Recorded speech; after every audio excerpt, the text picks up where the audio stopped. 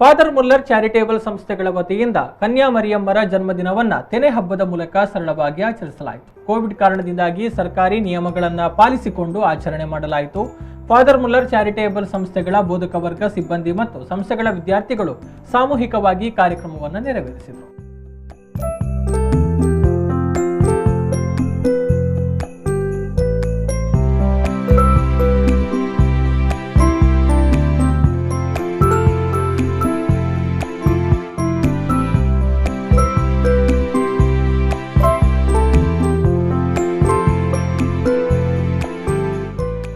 ಹೊಸ ತೆನೆ ಮತ್ತು ಹೊಸದಾಗಿ ಕೊಯ್ಲು ಮಾಡಿದ ತರಕಾರಿಗಳಿಗೆ ಸೈಂಟ್ ಜೋಸೆಫ್ ಚಾಪೆಲ್ನ ಪ್ರವೇಶ ದ್ವಾರದಲ್ಲಿ FMCIನ ನಿರ್ದೇಶಕ ರೆವರೆಂಡ್ ಫಾದರ್ ರಿಚರ್ಡ್ ಅವರು ಪೂಜೆ ನೆರವೇರಿಸಿದರು.